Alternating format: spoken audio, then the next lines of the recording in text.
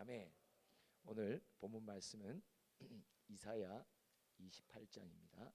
24절과 25절 말씀을 함께 봉독합니다. 다 같이 봉독합니다. 파종하려고 가는 자가 어찌 쉬지 않고 갈기만 하겠느냐? 자기 땅을 개간하며 고르게만 하겠느냐? 지면을 이미 평평히 하였으면 소회양을 뿌리며 대회양을 뿌리며 소맥을 줄줄이 심으며 대맥을 정한 곳에 심으며 귀리를 그 가에 심지 아니하겠느냐? 하나님이 지금 우리 가운데 행하고 계시는 일이 무엇일까? 하나님의 오늘 이 말씀을 통해서 우리에게 알려주시는 건 뭐냐? 내가 너희 마음밭을 고르고 있다고, 개간하고 있다고. 그래서 네 마음이 지면이 평평 뭐예요? 옥토가 되게 만들 때, 그때서야 내가 비로소 말씀의 씨를 너에게 뿌릴 거야. 그리고 그 씨는 자랄 거라고. 그리고 곡식을 맺을 거라고. 열매를 맺을 거라고. 계속해서 27절 28절이 그 이야기를 하는 거예요. 시작. 소회양은 도리깨로 떨지 아니하며 대회양에는 소래바퀴를 굴리지 아니하고 소회양은 작대기로 떨고 대회양은 막대기로 떨며 곡식은 부수는가 아니라 늘 떨기만 하지 아니하고 그것에 수레바퀴를 굴리고 그것을 말굽으로 밟게 할지라도 부수지는 아니하나니. 이게 무슨 뜻이냐니까, 심령의 옥토가 기경되면 하나님이 말씀의 씨를 뿌리는 것이 족족히 다 열매 맺게 돼요. 근데 이 열매는 하늘의 열매기에 하나님이 어떤 열매도 떨어뜨리지 않고 다 보존하신다. 왜요? 열매를 맺을 때마다 요한복음 15장에 뭐라고 하면 내가 너희가 열매 맺을 때마다 나는 엄청 기뻐한다고. 우리 주님의 기쁨이 뭐예요? 우리의 삶 속에 말씀의 열매를 맺는 거예요. 세상 사람들이 동일하게 원하는 세상에서 성공하고 돈 잘 벌고 안착하는 이런 것을 가리켜 보면서 주님이 기뻐하시는 게 아니라 하나님이 보내신 말씀이 뿌려지고 심어지고 열매 맺을 때에 하나님이 가장 기뻐하세요. 말씀에 열매가 있는 자를 기뻐하세요. 그러기 위해서 하나님은 지금 우리에게 각자에게 뭐 하세요? 우리의 마음밭을 고르고 있는 거예요. 왜? 우리 마음밭이 첫째 따라하세요. 교만의 돌이 많습니다. 두 번째, 오만의 돌이 많습니다. 교만과 오만의 돌이 우리 심령 속에 가득 차 있어요. 하나 빼내고 나면 또 다른 돌이 나타나고 또 다른 돌 나타나고 얼마나 많은지 몰라요. 그래서 오늘 제목에 교만을 골라내 주세요. 오만을 골라내 주세요. 왜요? 워낙 교만 덩어리들이 너무 많단 말이에요. 그냥 우리는 한 돌덩어리 제거하고 와 내가 이제 겸손해졌다 그러면 조금 있으면 뭐가 또 나타나요? 또 다른 교만의 돌들이 내 안에 돌 밑에 돌이 그냥 알라듯이 계속 있어요. 그게 우리예요. 죽을 때까지 주님 내 안에 있는 교만을 골라내 주세요. 내 안에 있는 교만, 심령의 밭이 교만의 돌, 오만의 돌로 가득 찼으니까 그게 아무리 말씀을 들었고 말씀을 받는 자리에 있어도 심령 속에 뿌려지지가 않는 거예요. 왜? 교만의 돌과 오만의 돌이 씨를 가만 놔두지 않아. 다 말라 비틀어져. 듣지도 못하게 하고 깨닫지도 못하게 할 뿐만 아니라 듣고 깨달아도 믿어지지 않도록 만든단 말이죠. 이게 문제예요. 자, 오만을 골라내 주세요. 교만을 자 따라요. 교만을 골라내 주세요. 오만을 골라내 주세요. 그럼 이사야 28장 속에 교만과 오만이 무엇을 정의하나 한번 봅시다. 우리 1절부터 봅니다. 1절 시작. 에브라임의 술 취한 자들의 교만한 면류관은 화 있을진저 술에 빠진 자의 성 곧 영화로운 관같이 기름진 골짜기 꼭대기에 세운 성이여 쇠잔에 가는 꽃같이 화 있을진저. 이 에브라임 북이스라엘을 말하죠. 근데 이들이 교만한 면류관을 썼어요. 이게 교만이라는 말이 나와요. 교만의 면류관이라는 건 왕위를 말하잖아요. 그러니까 자기 스스로가 왕이 된 거예요. 누구의 왕되심을 제껴버려요? 하나님의 왕되심을 거부해요. 부인해요. 뭐 하나님이 왕이냐고. 내 인생의 왕을 나로 삼고 있다는 거예요. 그런 자에게 화가 임할 것이다. 화가 임할 것이다. 화가 임할 것이다. 말씀하십니다. 그러면 이 교만의 증상이 내게 오늘날 나에게 어떻게 나타납니까? 9절과 10절로 나타납니다. 시작. 그들이 이르기를 그가 누구에게 지식을 가르치며 누구에게 도를 전하여 깨닫게 하려는가?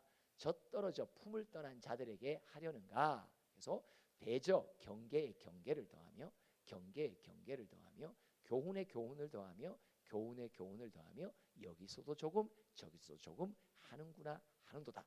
자, 이게 무슨 말이냐니까 우리 안에 교만의 돌이 있으면 어떤 증상이 나타나냐?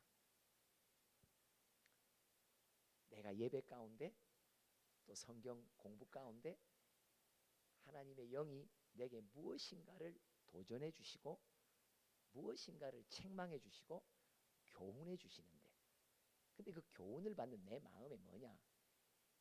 교훈을 하는 사람, 여기서 이제 이사야 선지자를 말하죠. 그 교훈을 하는 사람과 그의 교훈에 대해서 뭐라고 말하냐? 아주 멸시하는 말을 하는 거예요.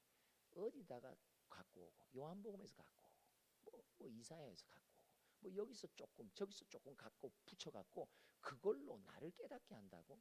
그걸로 나를 믿어지게 한다고? 그걸로 나를 가르친다고? 무슨 말이에요? 하나님의 교훈을 멸시하는 마음을 가지는 거예요. 그죠? 그리고 나는 내게 들리는 말씀을 계속 내가 도마 위에 올려놓고 내가 잣대로 재죠. 에이, 내 스타일하고 안 맞는 메시지야. 아, 나 오늘 듣기 싫은 메시지야. 나 그런 메시지는 싫어. 아, 뭐야? 제가 어디 가서 부흥회 하니까 어떤 장로님이 끝나고 하는 말이 아, 목사님 부흥회는 옛날 부흥회네요. 옛날 부흥회래요. 왜냐니까 뭐가 옛날 부흥회 하니까 뭐냐니까 자꾸 죄를 지적한대요. 성질나게. 우리가 뭐 죄인이냐고. 평안하게 잘 살아가는 우리에게 왜 자꾸 죄인이라고 말하냐고. 괜히 양심이 거시기해진다고. 오늘 하루 일진이 좋지 않다고. 왜? 새벽에 부흥회를 하는데 자꾸 우리 죄를 교만하다고 오만하다고. 그러니까 부딪히는 거예요. 내가 왜 교만한데? 내가 왜 오만한데? 이게 뭐예요? 하나님의 말씀을 멸시한단 말이에요. 멸시한 이게 교만이에요. 그러니까 자기가 스스로 왕이 돼버리니까 하나님의 말씀의 통치를 받지 않는 거죠. 말씀을 교훈을 멸시합니다. 이들을 향한 하나님의 심판이 나옵니다. 11절부터 13절까지 봅시다. 시작. 그러므로 더듬는 입술과 다른 방언으로 그가 이 백성에게 말씀하시리라. 전에 그들에게 이르시기를 이것이 너희 안식이요 이것이 너희 상쾌함이니 너희는 곤비한 자에게 안식을 주라 하였으나 그들이 듣지 아니하. 요게 12절 잘 띄워주세요. 요게 무슨 말이냐 이거예요. 이게 교사들에게 말하는 거예요. 성경 교사들, 성경 말씀을 전하는 목회자들에게 말하는 거예요. 양육자들에게 말하는 거예요. 뭐냐니까 야, 내가 너희에게 말씀을 깨우쳐줘서 네가 말씀을 받아 내 말씀을 갖고 내 양들을 먹이는 것이 네 심령에 안식을 준다고. 여러분 안식이라는 건 뭐예요? 세상에 구할 수 없는 쉼이에요. 여러분 사명의 자리에 있는 사람, 정확하게 자기의 사명의 자리에 정도를 걷는 사람은요 아무리 몸이 부스러지로 바빠도요 심령의 안식의 복이 있어요. 이게 달라요. 근데 자기 임의대로 사역하는 사람은 심령의 안식이 없어요. 여기 뭐예요? 뭐가 약속됐어요? 네가 내가 주는 말씀을 받고 네가 그 말씀을 갖고 너에게 붙이신 영혼들에게 그 말씀을 잘 먹이기만 한다면 나는 너에게 선물이 있다고. 그게 뭐냐? 네 심령 속에 세상이 줄 수 없는 평안과 안식을 누리게 할 거야. 그리고 상쾌함이 있게 할 거야. 그리고 너를 통해서 곤비한 자들, 말씀에 마른 뼈가 된 자들, 영혼의 꼴을 못 먹어서 영혼이 바짝 영양실조 있는 자들에게 너는 그들에게도 안식을 주게 될 거야. 안식의 통로가 될 거야. 그런데 이렇게 기대하며 나는 너를 불렀어. 우리 각 사람을 불렀잖아요. 근데 너는 그렇게 누리지도 못한다. 왜? 너는 내가 주는 말씀, 네 영혼에게 주는 꼴도 멸시하고 너를 통해 너에게 붙이신 영혼들에게 주고자 하는 내 말씀도 너는 멸시한다. 그러니까 너는 듣지 않는다. 그러니까 너에게는 안식이 없지. 너는 영혼의 상쾌함이 없고 너에게 붙이신 영혼들 또한 너처럼 동일하게 곤비하고 영적인 영양실조에 걸리게 너를 만들었다. 이렇게 말하시는 거예요. 13절 시작.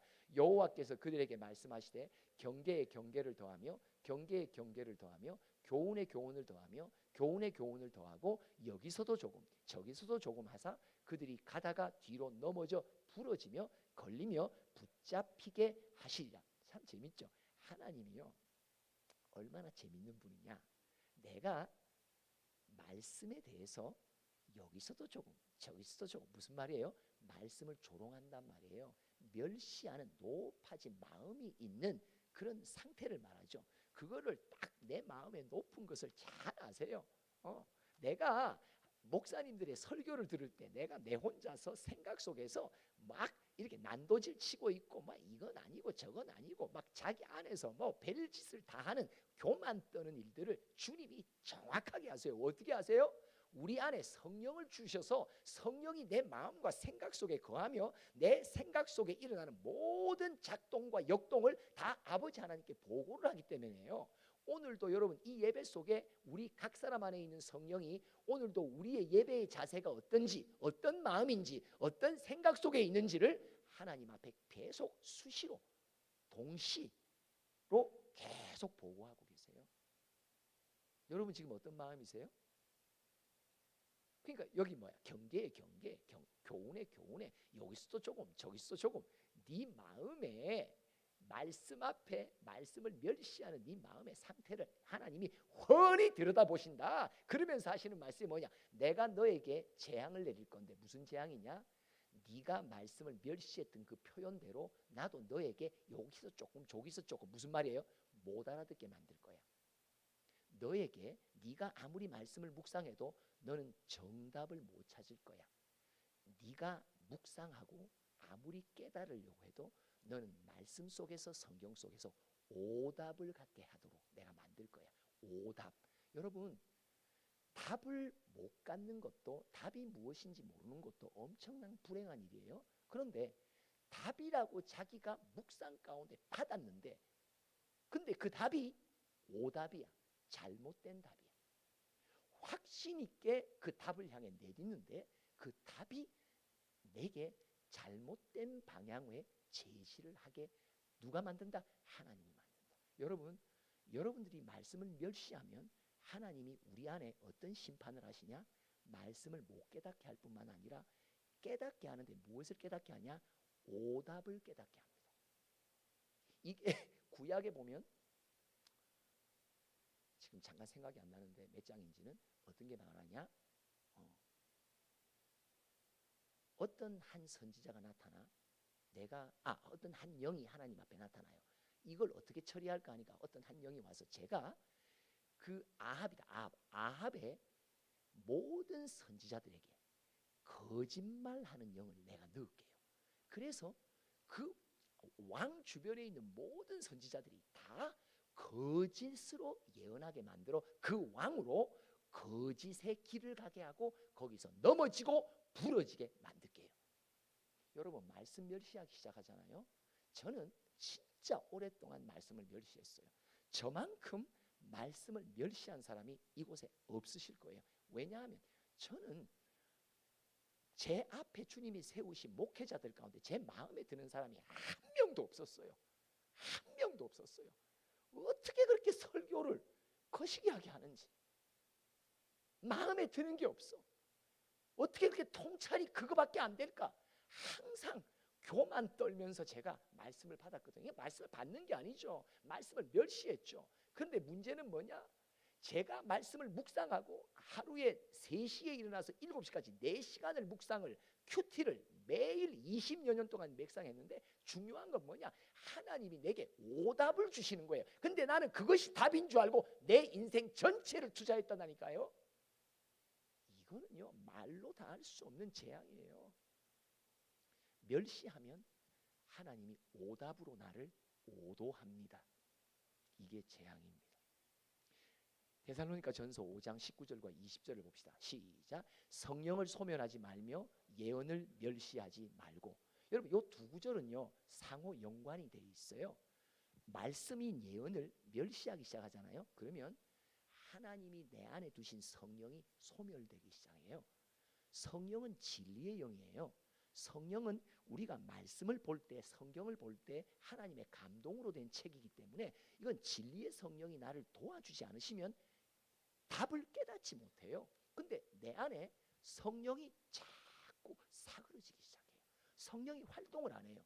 성령이 더 이상 작동을 안 해요. 성령이 더 이상 나를 깨우쳐 주질 않아요. 깨닫게 하지 못해요. 믿으시지도 하지 못해요. 답을 찾지 못하게 해요. 왜요? 말씀을 멸시하니까. 이게 교만입니다. 교만을 골라내야 됩니다. 여러분, 교만 안 골라내면요, 말씀 아무리 묵상해도 오답을 갖도록 주님 친히 나를 오도합니다. 이거보다 큰 재앙이 없습니다. 내 나름 신앙생활, 내 나름 성경 묵상, 내 나름 기도하고 내 나름 경건생활 한다고 하는데 말씀을 멸시하는 내 안에 교만의 돌들이 많은 자는 하나님 반드시 이 재앙으로 치십니다. 교만을 곤란해 주세요. 삼창합니다. 시작. 교만을 곤란해 주세요. 교만을 곤란해 주세요. 교만을 곤란해 주세요. 자, 이제 오만을 봅시다. 다시 이사야 28장으로 돌아가서 14절 읽어봅니다. 시작. 이러므로 예루살렘에서 이 백성을 다스리는 너희 오만한 자여, 여호와의 말씀을 들을지어다. 백성을 다스리는, 다른 말로 말하면 백성을 재판하는 자 또는 백성을 가르치는 자. 그러니까 우리의 사명하고 똑같아요. 교사들의 사명이에요. 아이들을, 영혼들을 모아놓고 하나님께서 우리에게 가르치는, 다스리는 권세를 주셨잖아요. 직분을 주셨고 사명을 주셨잖아요. 근데 우리에게 뭐라고 하면, 너 오만한 자야. 넌 오만한 일꾼이야. 내가 왜 오만할까? 한번 보세요. 15절이 오만에 대한 정의예요. 시작. 너희가 말하기를 우리는 사망과 언약하였고 스올과 맹약하였으니 넘치는 재앙이 밀려올지라도 우리에게 미치지 못하리니 우리는 거짓을 우리의 피난처로 삼았고 허위 아래에 우리를 숨겼음이라 하는도다. 이게 무슨 뜻이냐니까 뭐 굉장히 어려운 말을 걷죠. 무슨 뜻이냐 이거예요. 하나님이 우리에게 경고의 말씀을 주실 때가 있어요.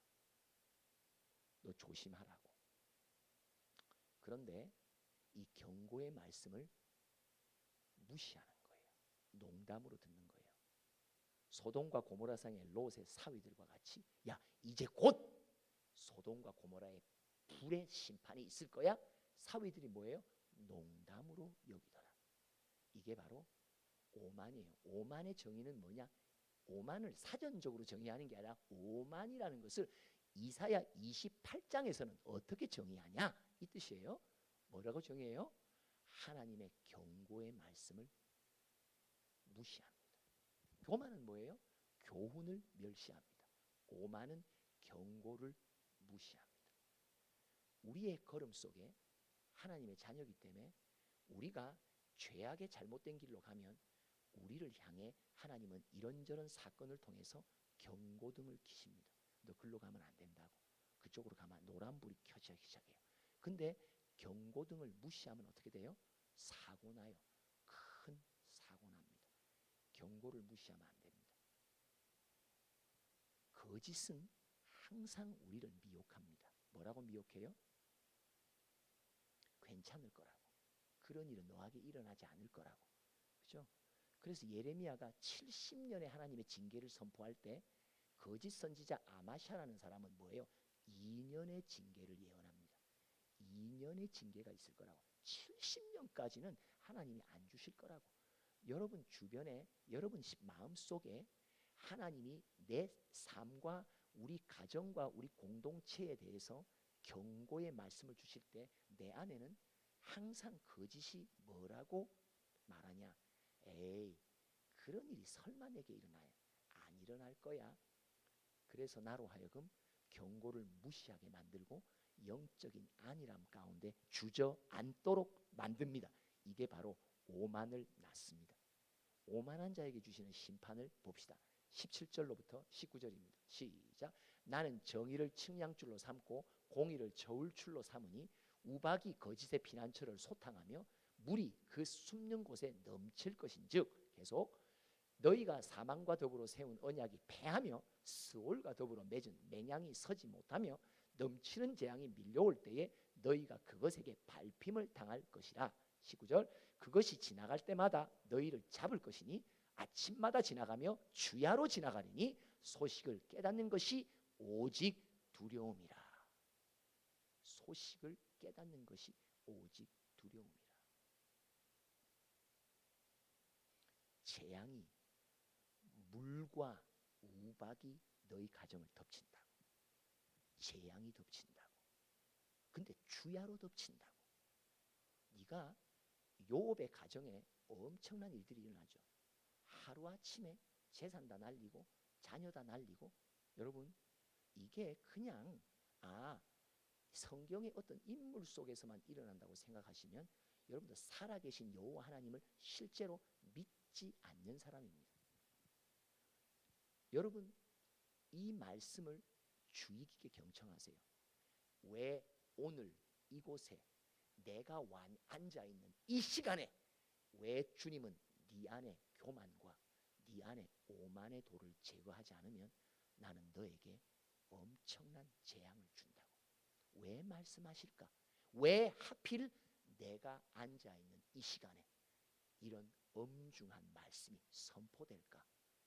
롯의 사위들처럼 농담으로 여기는 자는 하나님의 경고등을 무시합니다. 무시하는 자에게 주님이 주시는 재앙이 뭐였어요? 이제 내가 보라고 네 가정을 쑥대밭으로 만들고 네가 지금까지 걸어가며 아무 일 없고 아무 사건 사고 없었다는 네 인생길에 이제 내가 온갖 우박과 물과 재앙을 너에게 넘치게 할 거야. 너는 주야로 넘치는 이 재앙의 소식을 들을 때마다 너는 불안에 쫄 거고 너는 엄청나게 두려움에 떨게 될 거라고.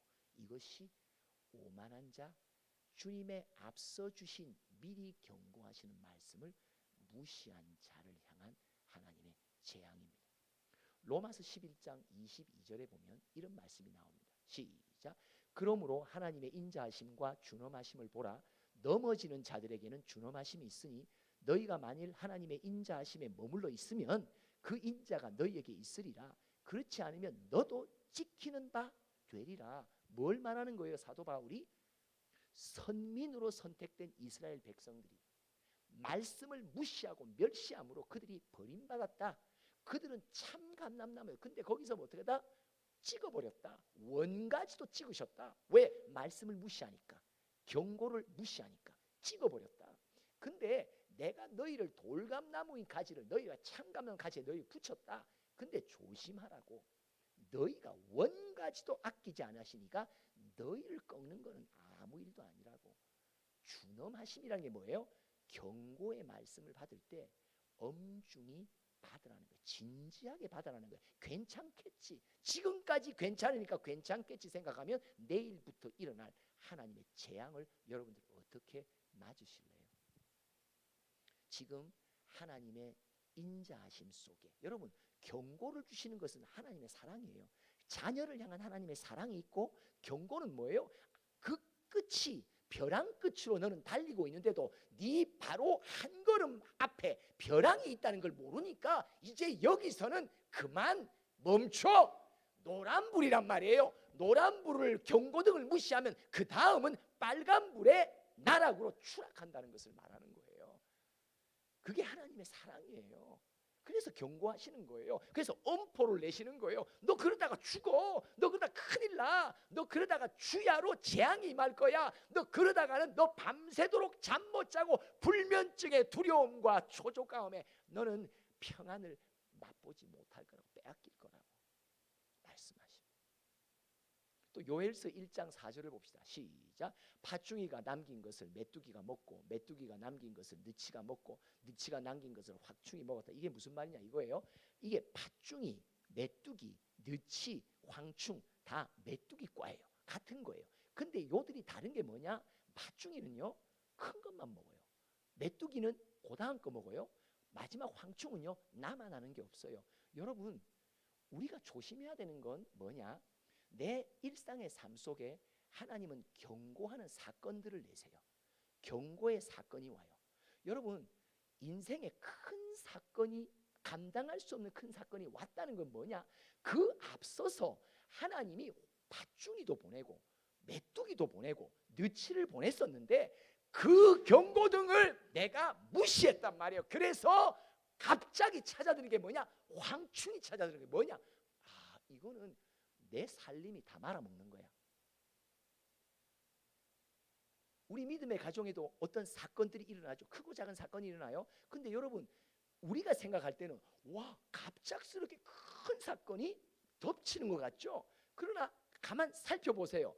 한번 회고해 보세요. 그 앞에 작은 사건들 처음에는요 절대 황충 안 보내요. 처음에 뭐야? 팥죽이 보내요. 팥죽이 사건, 그다음 메뚜기 사건, 점점 커져요. 느치 사건, 그다음 황충 사건이 일어나면요 이건 엄청난 사건이에요. 그러니까 하나님이 자기 백성을 향해 계속 경고하는데 그 경고를 무시하니까 마지막에 황충의 사건까지 엄청난 재앙이 덮쳐 버리게 된다는 거예요. 여러분 깨어 있으셔야 돼요. 영원히 깨어 있으셔야 돼요. 아니면 내 주변에서 일어나는 사건, 그래서 또 아모스 1장과 2장 초반을 보면요 뭐냐니까 이스라엘이라고 하는 나라 주변의 나라들을 치기 시작해요. 이스라엘에서 거리가 먼 나라부터 치기 시작해요. 뭘 말해요? 야, 내 백성아, 너희들 주변의 나라를 칠 때, 주변의 가정을 칠 때, 주변의 사람들을 칠 때, 교우들 속에서 같이 동역자들 가운데 나와 친한 사람들의 가정을 칠 때 조심해야 되는 거예요. 뭐예요? 지금 뭘 말하는 거예요? 경고를 말하는 거예요. 이제 다음은, 그 다음은 너가 된다고. 그렇기 때문에 우리 동역자들 가운데 어떤 큰 사건을 당할 때 우리는 괜찮고 아유 안 됐네 이렇게 생각하면 안 되세요. 그 가정에 일어난 사건은 이제 앞으로 내게 다가올 사건을 경고하고 있는 사건이란 말이죠. 이거를 민첩하게 알지 못하는 사람은 나중에 황충이라고 하는 엄청난 사건의 파도 앞에서 완전히 다 삼킨 바 당합니다. 그때는 믿음의 준비를 못해요. 그때는 완전히 다 무너져 버려요. 그렇죠? 이사야 32장에 뭐라고 말해요? 아니란 여인들아. 아니란 여인들이 뭐예요? 에이 괜찮겠지. 이런 사건 저런 사건이라 에이 괜찮아. 근데 뭐라고 말합니까? 1년 남짓하여 내가 엄청난 일을 벌일 거야. 그때 네 포도나무가 다 말라 비틀어져 어떤 열매도 없을 거야. 네 가정이 어떤 소망도 없을 만큼 피폐하게 될 거라고. 아니란 여인들아, 아니란 교인들아, 아니란 주의 자녀들아, 경고의 등이 온 것을 무시한 자들아. 여러분 지금 경고의 등이 온면 빨리 알아차리셔야 됩니다. 아, 내가 오만하구나. 107편으로 한번 마무리 지읍시다. 하나님의 치료가 나갑니다. 한번 봅시다. 어떻게 나가나? 시작. 사람이 흑암과 사망의 그늘에 앉으며 곤고와 쇠사슬에 매임은 하나님의 말씀을 거역하며 지존자의 뜻을 멸시함이라. 여러분 잠깐만요. 흑암과 사망의 그늘, 곤고와 쇠사슬. 여러분 이거 여러분들 아십니다. 뭔지. 어떤 누구는 지금 이 고통을 겪고 있습니다. 흑암과, 다른 말로 말하면 내 삶에 빛이 하나도 없는 거예요. 깜깜해요. 막연히 세상 삶의 흑암이 아니라 내 영혼에 흑암이 드리운 자들, 사망의 그늘에 앉은 자들, 곤고와 쇠사슬의 매인. 여러분 이거 실제로 여러분들이 뭔지 아십니다. 아는 분들이 있을 겁니다. 여기. 왜? 지금 나의 영적인 상황일 겁니다. 왜 이런 일이 벌어진 줄 아세요? 말씀을 거역하고 지존자의 뜻을 멸시합니다. 교만과 오만의 돌을 때마다 주님이 주시는 기회에 놓치고 제거하지 않았다는 것을 증거합니다. 계속 시작. 그러므로 그가 고통을 주어 그들의 마음을 겸손하게 하셨으니 그들이 엎드러져도 돕는 자가 없었도다. 여러분 신기하죠? 하나님이 주시는 고통이 임하는데 이 고통이 임하면요 특징이 있어요. 나를 그렇게 친하게 지냈던 사람들도 신기하게 손을 펴지 않아요. 나한테 외톨이가 돼버려요. 철저하게 고통 속에 나 혼자 고스란히 한 몸으로 다 받도록 만들어요. 신기합니다. 이게 하나님이 주시는 고통입니다. 사람이 받는 고통은요 주변의 사람들이 돕고 막 이럽니다. 근데 하나님이 주시는 고통은 그를 깨우치는 하나님의 징계이기 때문에 어떤 누구도 신기해요. 나와 그렇게 친하게 잘 지내는 사람들도 손길을 못 펴도록 막습니다. 하나님이 다 막습니다. 네가 엎어져도 네 주변에 돕는 자가 하나도 없도록 내가 하나님이 만드십니다. 철저히 외톨이가 되게 만드십니다. 야 이거요 진짜 저는 이런 거 당해봤거든요. 정말 어느 누구도 돕는 자 없어요. 왜? 이건 뭐기 때문에 하나님의 징계의 고통이기 때문입니다. 교만하니까, 오만하니까 그렇게 당한단 말이에요. 그런데 13절 시작. 이에 그들이 그 환난 중에 여호와께 부르짖으매 그들의 고통에서 구원하시되. 여러분 보세요. 우리가 이런 고통의 환난 가운데 있을 때 꼭 기억하세요. 비상구는 딱 하나밖에 없어요. 뭐예요? 주님께 나오셔야 돼요. 주님께 부르짖어야 돼요. 주님 잘못했다고 인정해야 돼요. 자백해야 돼요. 내 안에 교만의 돌이 너무나 많습니다. 오만의 돌이 너무나 많습니다. 내가 교만함을 인정하고 내가 오만함을 인정하고 자백하지 않으면 이 고통의 나날은 끊임없습니다. 하나님의 징계의 고통이 동굴이 되면 끝났습니다. 어떤 이들에게는 하나님이 내리는 징계가 동굴이 됩니다. 동굴의 특징이 뭐예요? 끝이 없어요. 끝이 막혀 있어요. 그러나 어느 누구에게는 하나님의 징계가 터널이 됩니다. 터널은 뭐예요? 입구가 있으면 끝이 있어요. 그런데 동굴로 징계를 받는 사람들이 있어요. 그게 뭐예요? 아예 주님께 부르짖지 않아요. 비상구를 쓰지 않아요. 잘못했다고 주님 앞에 나와 인정하지 않아요. 주님 앞에 나와 정직한 마음으로 하나님 제가 무엇을 잘못했기에 내가 어떤 교만이 있습니까? 어떤 오만이 있습니까? 내가 잘못 내 탓이라는 것을 하지 않아요. 항상 남의 탓과 항상 상황의 탓을 말하는 사람은 하나님의 징계가 기회인데 그 기회를 동굴로 만들어버려요. 끝이 없어요. 동굴은 끝이 없어요. 입구만 있지 끝이 없어요. 여러분들의 징계는 동굴입니까? 터널입니까? 잘 생각하세요. 이 징계의 고통을 주신 하나님, 내 아버지, 내가 지금 무엇을 주님 앞에 범죄했는지를 하나님 나로 깨닫게 해주세요. 그러니까 심정이 가난하고 심령이 애통하지 않는 사람은 하나님의 징계가 동굴이 되어버립니다. 결코 깨닫지 못합니다. 끝까지 주님을 만날 때까지도 심판 앞에 설 때까지도 자기는 항상 분해. 사람들이 왜 나를 이렇게 만드냐고 뭐 만사를 다 다른 사람 탓하고 만사를 다 상황과 환경을 탓하니까 주님이 내 안에 있는 교만과 오만을 제거해 주시기 위해 주시는 절호의 기회의 고통인데 그 고통을 동굴로 막아버린단 말이에요. 헤어날 길이 없는 거예요. 헤어날 길이 없어요.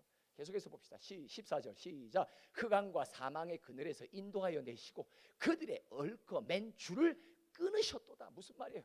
하나님이 뭘 기다리세요? 예, 하나님 저 교만합니다. 예, 주님 저 오만합니다. 그 말의 자백을 정직한 인정을 항복을 기다리시는 거예요. 그것만 고백하면 내게 묶여있던 흑암도 사망의 그늘도 다 제해 주세요. 근데 우리는 끝까지 버텨요. 왜요? 진짜 교만해요. 진짜 오만해요. 교만과 오만함이 내 안에 있다는 것조차도 나는 인정하기를 못해요. 그러니까 하나님의 징계는 끝이 없는 동굴이 돼버리는 거예요. 여러분 혹이나 여러분들의 영혼이 어떤 고통 가운데 있으십니까? 흑암 가운데 있으십니까? 사망의 그늘 가운데 있으십니까? 여러분 내 영혼이 하나님이 주시는 고통 가운데 있다는 것을 깨닫는 것 자체가요 엄청 귀한 일이에요. 이걸 깨닫는 자는요 이 고통은 터널이 돼요. 근데 이거 자체를 깨닫지 못하는 사람은요 이 고통이 동굴이 돼버려요. 동굴은 아무리 들어가도 출구가 없어요. 하나님은 출구를 주시며 나에게 고통을 주시는데 내 자신이 내가 주님 앞에 나오지도 않고 자백할 생각도 없고 교만하다는 말하면 내가 왜 교만한데? 지가 교만하지. 오만하다 말하면 내가 왜 교만한데? 오만한데. 이렇게 하니까 이거는 사람과 사람 사이에 변명과 사람과 사람 사이의 줄다리기가 아니잖아요. 지금 우리 각 사람은 하나님의 자녀로서 하나님 아버지가 친히 우리의 삶에 개입하시고 우리의 삶을 아시고 우리의 마음밭에 얼마나 교만과 오만의 돌이 많은지도 그분만 아시잖아요. 사람들이 어떻게 알아요? 경건의 모양만 있으면 다 신앙 좋은 척 하잖아요. 사람은 속일 수 있어요. 그러나 내 인생에 하나님이 임하신 간섭을 보면 이거는 내 안에 뭔가 문제가 있다. 여러분 빨리 알아차리셔야 이 터널이 빨리 끝나요. 언제까지 버티기세요? 맞죠? 오늘 그 시간이 되시길 바랍니다. 오늘 주님 앞에 고통 속에 부르짖는 주인공이 내가 되길 바랍니다. 교만을 곤란해 주세요. 오만을 곤란해 주세요. 오늘 이 기도가 우리 가운데 있길 바랍니다. 기도합시다. 하나님 아버지, 참 교만한데 돌 하나 제하면 또 교만의 돌이 또 나오고, 그거 제하면 또 나오고, 하여튼 끊임없이 내 마음에 교만의 돌이 가득 차 있음을 깨닫습니다. 주님의 경고를 무시하는 오만함이 이 돌들이 한두 개가 아닌 나임을 오늘도 자백합니다. 하나님, 나를 불쌍히 여기소서. 하나님, 우리를 불쌍히 여기소서. 오늘도 성령의 진리의 빛이 내 안에 깊이 비추실 때 인정할 수 있는 복을 우리 모두에게 부어 주시옵소서. 예수님의 이름으로 기도합니다. 아멘. 고통해.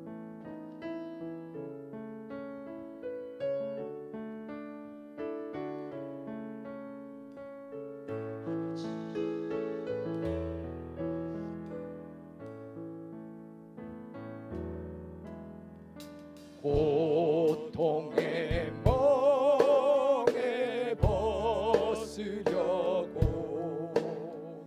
예수께로 나